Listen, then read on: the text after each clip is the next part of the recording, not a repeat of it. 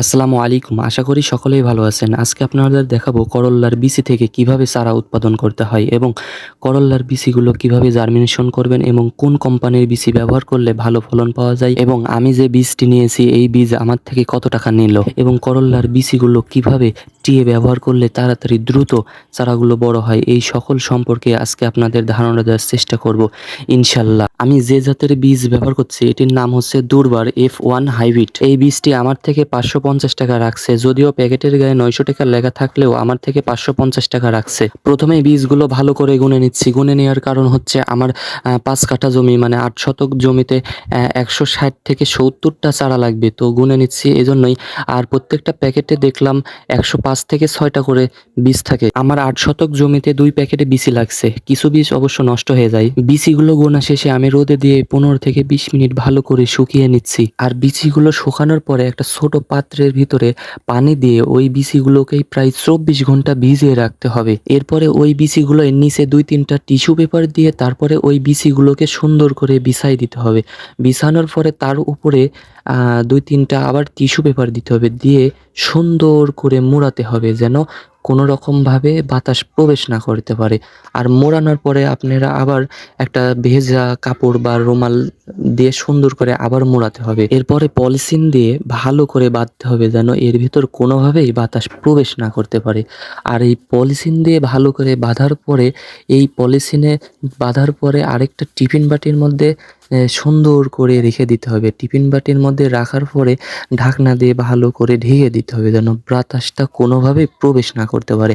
আর এইভাবে রাখলে বিচিটা ভালোভাবে জার্মিনেশন হয়। এরপরে 24 থেকে 48 ঘন্টা পরে এটা খুলে দেখবেন। বিচি ফেটে অঙ্কুরিত হবে। আর যে বিচিগুলো ফেটে অঙ্কুরিত হবে আর ওই বিচিগুলোই বেছে রাখতে হবে। আর যেগুলো ফেটে অঙ্কুরিত হবে না ওই বিচিগুলো আবার আগের পর্যায়ে রাখতে হবে যেন আবার অঙ্কুরিত হওয়ার পরে ওই বিচিগুলো তুলে আমরা টিয়েতে ব্যবহার করব। আর যে বীজগুলো অঙ্কুরিত হবে না ওই বীজগুলো যদি আপনারা টিয়েতে বা সরাসরি বেডে মানে মালচিং করার যে বেডটা ওই বেডে যদি আপনারা ব্যবহার করেন তাহলে ওই বিচিগুলো পচে যাওয়ার সম্ভাবনা থাকে।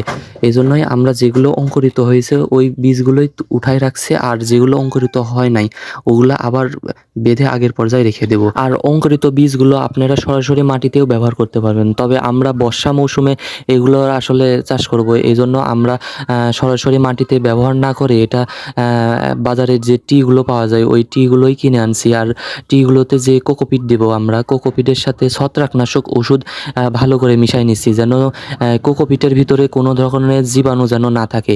আর কোকোপিট ব্যবহার করলে গাছের স্বাস্থ্য ভালো থাকে এবং চারা তুলতে খুব সহজ হয়।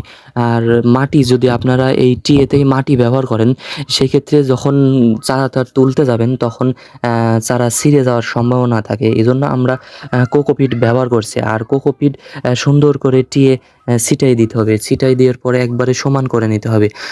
এই জন্যই আমরা প্রথমে কোকোপিটটা সুন্দর করে ছিটাই দিচ্ছি। ছিটানোর পরে অঙ্কুরিত বীজগুলো দিয়ে দেব। আর আপনারা এই কোকোপিটটি বাজারে খোঁজ করলে পেয়ে যাবেন 30 থেকে 35 টাকা কেজি নেবে, তো আমাদের থেকে 30 টাকা কেজি রাখছে। আর এই টিগুলো যেগুলো দেখছেন এগুলোও বাজারে খোঁজ করলে পাবেন। এগুলা প্রত্যেকটা টি 50 টাকা পিস রাখবে। আর এগুলোতে 128টা করে ছিদ্র আছে। আর এই ছিদ্রগুলোর উপরেই আমরা কোকোপিট দিয়ে সুন্দর করে সমান করে দিয়েছি। তারপরে আঙ্গুল দিয়ে হালকা করে চেপে চেপে নিচ্ছি যেন এই অঙ্কুরিত বীজগুলো আমরা এর ভিতর খুব সহজেই দিতে পারি। এজন্যই আমরা আঙ্গুল দিয়ে সবগুলো চেপে চেপে নিচ্ছি। তারপরে আমরা যে বীজগুলো আছে অঙ্কুরিত, যে বীজগুলো আমরা তুলে রাখছিলাম ওই অঙ্কুরিত বীজগুলো এর ভিতর দিয়ে দিতে হবে। প্রত্যেকটা ছিদ্রের ভিতর একটা করে দিবেন। আর এগুলো দেওয়ার নিয়ম হচ্ছে যে পাশে অঙ্কুরিত হয়েছে আসলে বীজের যে পাশে অঙ্কুরিত হয়েছে ওই পাশটাই নিচের দিকে দিতে হবে যেন তাহলে খুব সহজেই শিকড় নিয়ে চারাটা দ্রুত বড় হয়ে যাবে। এভাবেই বীজ আপনারা দিবেন। আর এই সম্পূর্ণ টিগুলোতে যখন বিচি দেওয়া হয়ে যাবে তখন আপনারা এই কোকোপিটটি আবারও হালকা করে ছিটিয়ে দিতে হবে।